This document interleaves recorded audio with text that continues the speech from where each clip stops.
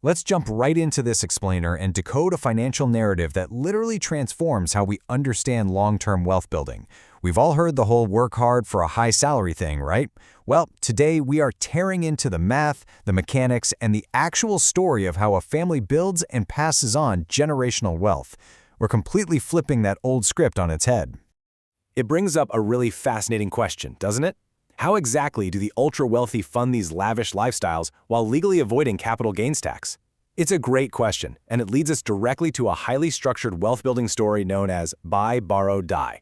I know, it sounds super dramatic, but it's actually a meticulously calculated approach to accumulating and transferring huge amounts of wealth without handing a massive chunk over to the IRS. To really understand this life cycle, here is our game plan. We'll explore escaping the scarcity trap, detail the 3 distinct phases, buy, borrow, and die tax-free, and then finally, confront the mathematical reality of leverage. First up, Section 1, Escaping the Scarcity Trap, the Psychology of Wealth. Before we get lost in complex tax mechanics, we have to look at the behavioral foundation here. The psychology literally has to be right before the math can work. We're looking at 2 totally different worlds. On one side, you've got the scarcity mindset, instant gratification, buying immediate liabilities like flashy cars on high-interest credit and going for quick fixes. But on the flip side, the abundance mindset is all about delayed gratification. It's patiently saving first and acquiring appreciating assets. This mindset shift, it's the absolute prerequisite for this entire strategy.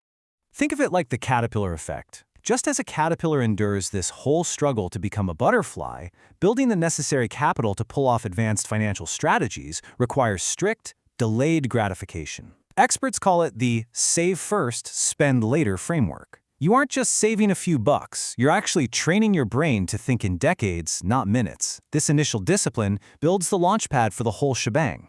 And that brings us to the complete blueprint of our wealth-building story today. It's a 3-step cycle that uses the tax code to preserve wealth across generations. Number 1, you buy. Number 2, you borrow. And number 3, eventually, you die. Let's walk through exactly how this story unfolds. Moving on to Section 2, Phase 1, Buy Assets, the accumulation phase. The absolutely crucial point of this first phase is securing the right type of vehicles for your money. You are not buying things that lose half their value the second you drive them off the lot. Instead of chasing quick trades, successful accumulators focus on holding assets that consistently generate cash flow and long-term appreciation. We're talking stocks, ETFs, investment real estate, and private business equity. The golden rule here is buy and hold. You just let compounding work its magic over years and decades to build substantial, lasting wealth. But why buy and hold? Well, it all comes down to the tax code. Internal Revenue Code Section 1001 dictates that a taxable event only occurs upon a realization event, which is just fancy tax jargon for a sale. So as long as you don't sell the asset, you don't owe capital gains tax. This allows your portfolio's value to grow and compound completely uninterrupted. You could literally be sitting on millions in unrealized gains, and your tax bill on that specific growth, exactly 0. Let's get into Section 3, Phase 2, Borrow, Don't Sell, Unlocking Liquidity. Okay, let's see how this builds, because this is where the strategy solves a massive real-world problem. Imagine you have all this wealth tied up in assets, but, you actually need cash to live your life. How do you get that cash without triggering a massive tax bill? The answer is borrowing, specifically using tools like a securities-based line of credit or an SBLOC. By using your investment portfolio as collateral, you receive cash for your lifestyle or even new investments, while your original assets remain entirely untouched. Private banks will typically lend you 50 to 70% of your portfolio's market value. So you unlock liquidity, but because you didn't sell anything, you didn't trigger a tax event. Let's look at a realistic comparison here to see the harsh reality of selling versus borrowing. Say you have a $5 million portfolio and you need $3 million in cash. If you sell $3 million in stock, you immediately owe over $500,000 in capital gains tax, and your compounding asset base shrinks. But what if you borrow that $3 million against your portfolio at, say, a 6% interest rate? Your tax owed is 0. That $180,000 annual interest cost is mathematically way cheaper than taking a nearly 24% tax hit up front.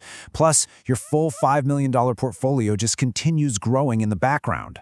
It all boils down to this. Because loan proceeds are not treated as taxable income under federal tax law, this approach provides liquidity without triggering capital gains tax. The IRS does not tax debt. It's really that simple.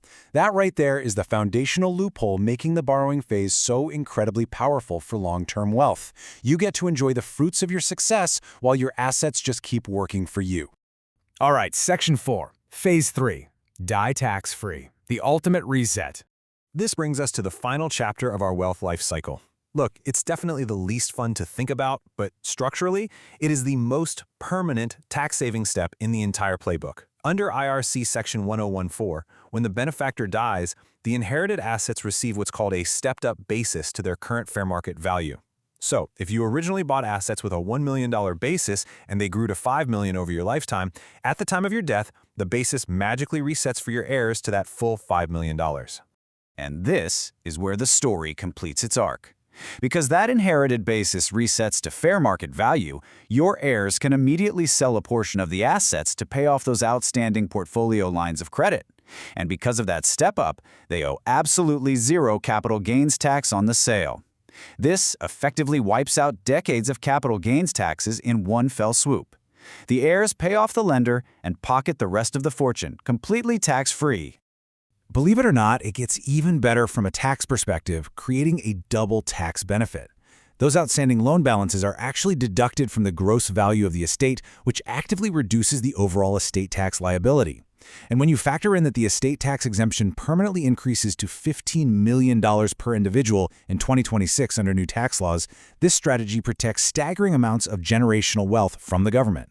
Which brings us to Section 5, the reality of leverage, no free lunch. But hold on a second. Before you run out and borrow against your life savings, we have to dismantle the myth that this is a completely foolproof plan. Because when you introduce debt, you introduce leverage. And leverage, it has rules.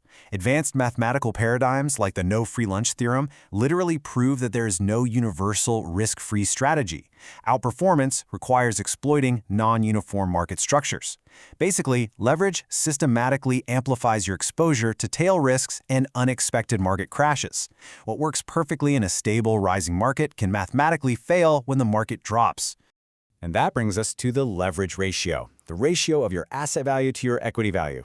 Leverage acts as a serious double-edged sword. Sure, it multiplies your return on investment when things are going great, but it symmetrically multiplies your exposure to total loss when things go bad, meaning any drop in asset value can rapidly wipe out your underlying equity.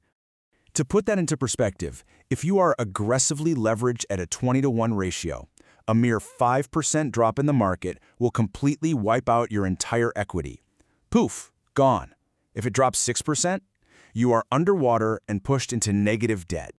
This is exactly why attempting a sort of working man's version of this strategy without massive capital reserves often ends in catastrophic liquidation during a downturn.